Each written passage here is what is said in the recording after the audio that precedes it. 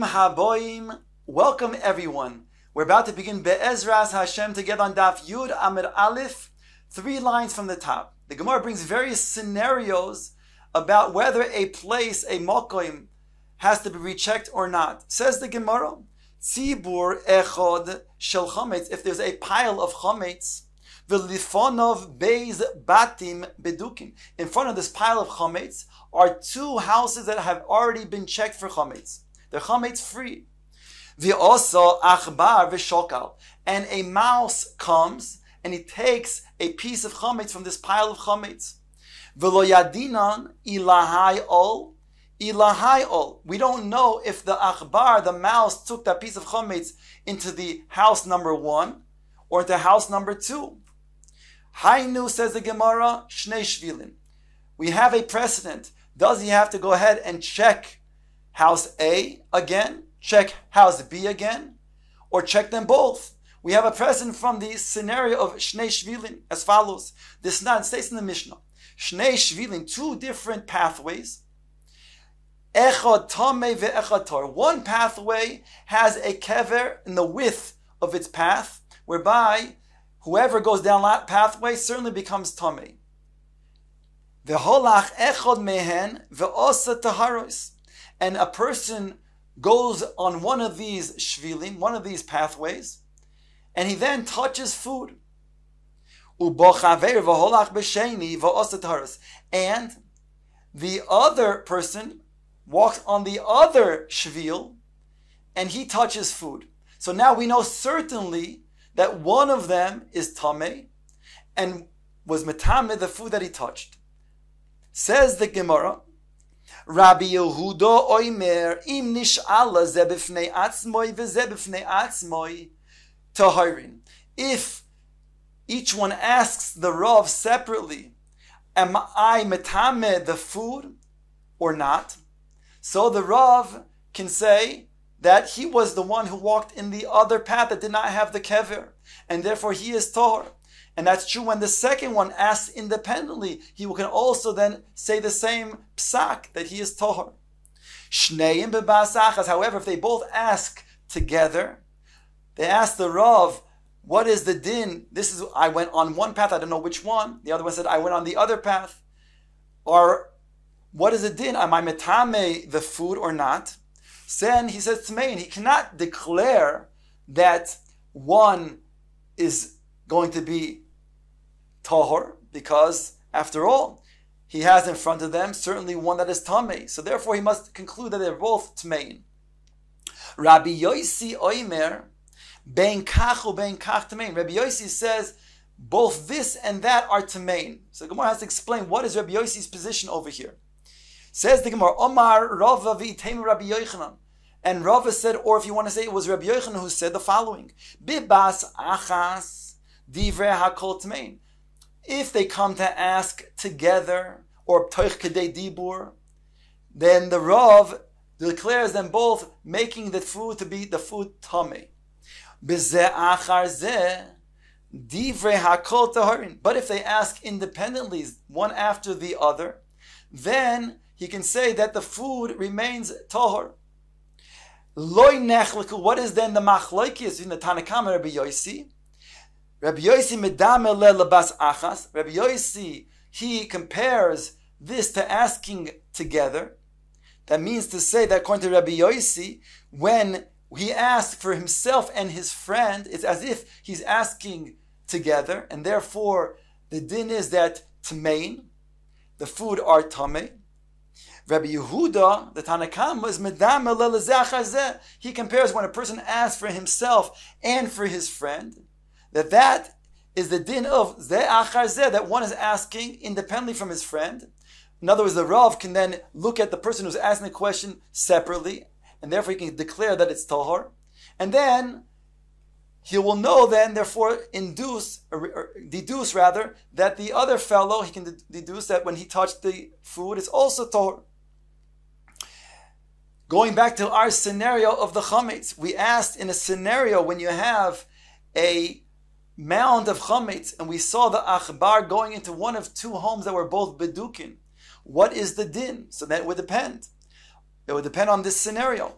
if we would say like the din, according to the first opinion of Rabbi Yehuda, the Tanakama, that Rabbi Yehuda says that you are asking, if you're going to be asking the scenario about this and that one, so therefore we didn't pair it to be zeh achar zeh, and therefore you wouldn't have to check. But according to the scenario of Rabbi Yossi, that he would say that if you're asking for yourself and your friend, then it's considered to be bas achas, and therefore you would have to check both of them. Safek, and going, if you're certainly asking together, then you'd have to check both houses. If you're asking independently, then everybody agrees that you would not have to check either house. Safek ol, safek loy ol. Here we have a new scenario. If the achbar, we don't know, we know that he then went from the chatzir he went into the chatzir with chametz. We don't know if he went into a house with that piece of chametz or not. Hainu bika, the Gemara says we have a precedent to determine whether it has to be checked, that house, again or not. The case of bika is where you have several sadois that are adjacent to each other in this large area called a bika. Uplukto de Rabbi Eliezer Rabbanon, and we have a machlokes between Rabbi Eliezer and Rabbanon in regards to a case of bika. This not it says in the following: Hanichnas la bika biyamois hageshamim. A person who enters a bika during the winter time, that's the time when the vegetation begins sprouting, whereby you cannot trespass. It's going to be a reshus hayachid, and the din is sveik tamei bereshus hayachid is sveikos tamei. The suffix, the doubt of tuma bereshus hayachid, the din is that it's tamei. So we have over here when a person goes into a bika during this time of the year, Yirmos hageshamim, v'tuma besode ploinis, and there is a kever in a certain field in this bika.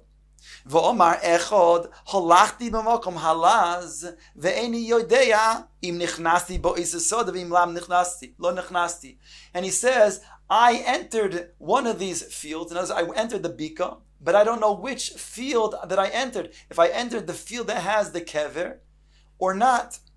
Rabbi Eliezer mitaher v'chacham mitam. Rabbi Eliezer says that he is tahor, and the chacham argue. Explains Rabbi Eliezer, Shahaya Rabbi Eliezer Omer, Safek Bia Tahor, Safek Maga Tuma Tame. Rabbi Eliezer says, when you do not know whether you entered this field, so it's a Sfek Sveka, because you entered, granted, the Bika, but you don't know if you entered the field. That's one Safek. And number two, you don't know if you entered the place of the field that has the Kever. So the Sfek Sveka makes it so that you're Tahor. According to the Chachamim say that this one bika is all considered to be one place, even though there's many fields in this bika. And therefore it's only one suffix, whether you actually entered the place that is where the kever is. And therefore the din is tamei. Going back to our scenario of chametz, we said over here, we don't know, we saw the achbar, the mouse, carrying chametz in the chatzir. We don't know if he entered a bias or not, according to Rabbi Eliezer. So therefore it's Sfei Sveika, we wouldn't have any problem, and therefore he doesn't have to recheck the house, because we don't know. In the house, granted he's in the chatzir, but it's two different places. We don't know if he entered the house, and we don't know if indeed it's still there, so therefore we wouldn't have to check the house. According to the Chachamim, so the Chachamim normally would say that the chatzir is one area, including the house, and therefore it's all one suffix. But here Rashi writes that the Chachamim would agree with Rabbi Eliezer that since checking the house is dirabanan, b'dikas chametz here is dirabanan, therefore they would agree that you don't have to recheck the house if you don't know whether the achbar entered the house or not. Another scenario that the Gemara brings, ol ubodak v'loy eshkach. Here we have a scenario where we know, seeing the achbar going into the house, and we did not find the chametz, the piece of chametz, after seeing the achbar into the house. Pluk to the Ramei Rabbanon, what is the din over here? So the Gemara says the machlok the Ramei Rabbanon in another place. We'll soon see that also over here everybody will agree you don't have to go ahead and recheck the house. As follows. This nan, it states in the Mishnah in regards to when you have three piles of stones. In one of those piles of stones, there is a piece of a dead body. So a person checks the first pile of stones, he does not find a piece of the corpse. So it's considered to be tohor. He checks then the second pile, and it becomes also determines that there's no piece of the corpse. And again, it's also tohor. If he checks the third pile, so Rabbi Meir says that then it'll be considered to be, even if he sees that there's nothing in that pile, he doesn't see a piece of a corpse, then all three are rendered to be tamei. As follows. Anything that has already a chazaka of tuma, la'olam hu betumasai, it remains in its state of tuma until you can have determined where is that tuma. So again, talking about the scenario that we said before, you have three piles. One pile is known to have a piece of a dead body in it. He checks the first pile and he determines that there's no corpse in it, no piece of a corpse, then it's tohor, and the other two are tamei. He then checks a second pile, and he determines that there's no piece of corpse, then the first two are tohor, the third one is tamei. But if he goes ahead and checks the third one, and even if he checks that the third one does not have a piece of corpse, then all three are rendered to be tamei, according to Rabbi Eliezer. The Chachamim argue, and they say, Boidek ad shemagia lesela, check until you get to the ground, the big rock, oy lekarka besula, or the ground that was untilled. And therefore, if you then determine that there's no piece of corpse, then all three are tohor, because you can determine that maybe a chaya or a crow took away the piece of the corpse.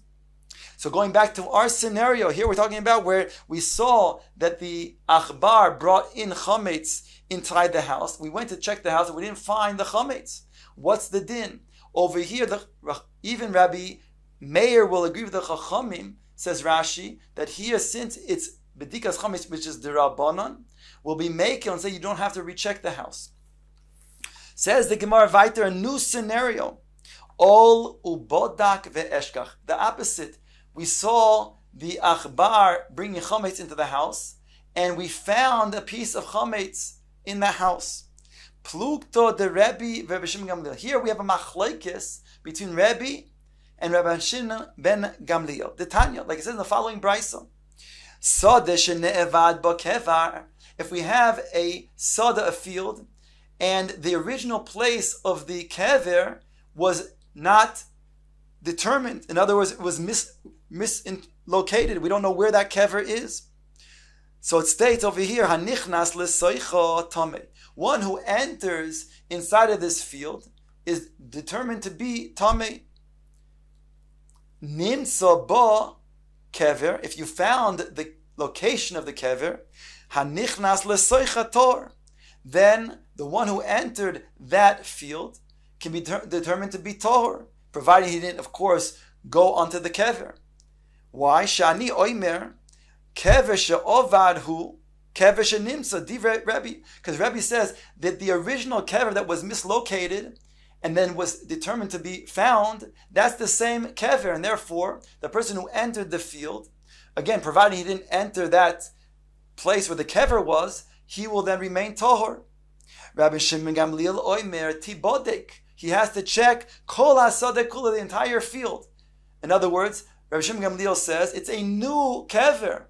We can't rely on the fact that this is the same kever that was not determined its original location. We assume that this is a second kever, and therefore he has to check the whole thing.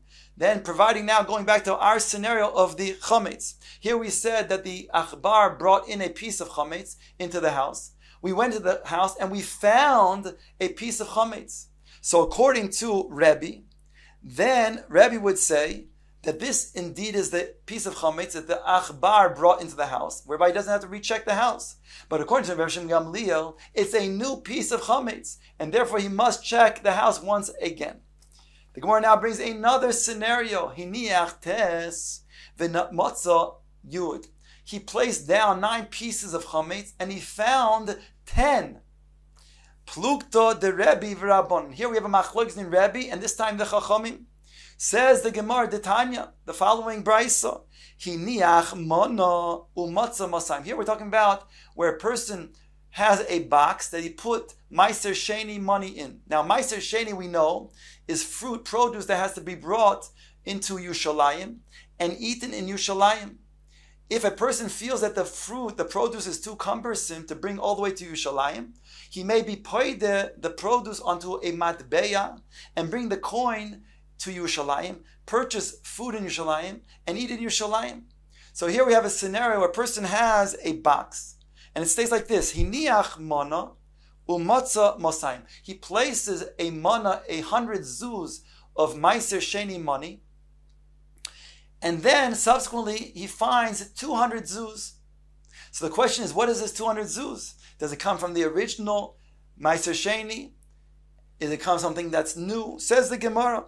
The Brisa says, Chulin o Meiser Sheni muravin zeh bezeh div Rabbi. Rabbi says that we have over here the original mana, that's a Meiser Sheni mana, 100 zuz of Meiser Sheni, plus an additional 100 zuz that was added, which is Chulin. So then you'd have to take 100 zuz and of Chulin and then be poide with a t'nai onto that money, so they can go ahead and bring it to Yerushalayim. Al kol panim, according to this opinion of Rebbe, going back to our scenario where you then put down 9 pieces of chametz and you found 10.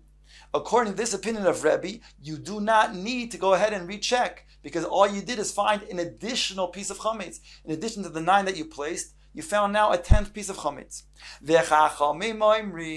Hakol chulin. The Chacham said, all of this money, this 200 zuz that you now find in your box, are all chulin. That means the original 100 zuz that was Meiser Sheni money was taken away. You took it before, and then you replaced it subsequently with 200 zuz of chulin. So according to the Chachamim, this that you put down 9 pieces of chametz, and you find 10 pieces, according to the Chachamim, this is different chametz. And therefore, according to the Chachamim, these are 9 other pieces of chametz, and therefore you have to go ahead and recheck the house entirely. So even though you found 10, it's not 9 that you already put away plus another one. These are 10 new pieces, whereby you have to go ahead and check for the other 9. For the one that you found, you checked and you found it. Now you have to check for the other 9 that was not found, because those are the 9 that were originally then were put into the house. These are additional 9 that was already found. So therefore the Chacham would require a new bedika. Now we have the exact opposite scenario. Says the Gemara, V'hiniach yud umatza teisha. What happens when you put down 10 pieces of chametz, and then you went and you found 9 out of 10? You found 9 pieces. Hainu sefer. The Gemara says this is the sefer of the brayso that we just quoted. The machlokes in Rebbe and the Chachamim as follows. The Tanya, it states in the brayso, Hiniach mosayim umotza mana. He placed 200 zuz of Meiser Sheni in this box. Subsequently, he comes into the box and he finds 100 zuz. Says the Chachamim, so says Rebbe rather, mana munach umanach muto div Rebbe. Rebbe says a mana of the original Meiser Sheni money was put, then it was removed, and it was replaced with another new mana of chulin. So the mana that you found, the mosayim that you placed was originally Meiser Sheni money, and the mana that you found was now replaced with chulin. So Rabbi would say, therefore, going to our scenario, where you go ahead and you put 10 pieces of chametz down, and you subsequently only found 9. According to Rabbi, those 9 pieces of chametz that you found, those are pieces of chametz that you found, and now you must check again for the 10th piece. The Chachamim hakol chulin. The Chachamim say of this Meiser Sheni that when you originally put down 200 and you found subsequently only 100, it's entirely 100 of chulin. That means to say that 200 zuz. I'm going to go back one scenario because I think I said it wrong before. Mana munach mana muta div Rebbe. Rebbe says that of the 200 zuz that you placed of Meiser Sheni money, so 100 was taken away, and you're left with 100 mana of Meiser Sheni money. So again, applying that to our case, where you put down 10 pieces of chametz and you only found 9, according to Rebbe, you'll have to go ahead and search for that additional 10th piece. The Chachamim oimrim hakol chulin. The Chachamim say of the 200 zuz of Meiser Sheni, that you ultimately then only found 100 zuz. The 100 zuz is not Meiser Sheni that was from before, it's now replaced. That was taken away. And now the 100 zuz that you find is chulin. So therefore, according to the Chachamim, in our scenario, when you placed 10 pieces of chametz and you find only 9, the Chachamim would say that here you must recheck the entire 10 pieces again. Because over here, that which you now find the 9 pieces, these are not 9 of the original 10, and therefore you have to make a new bedikas chametz.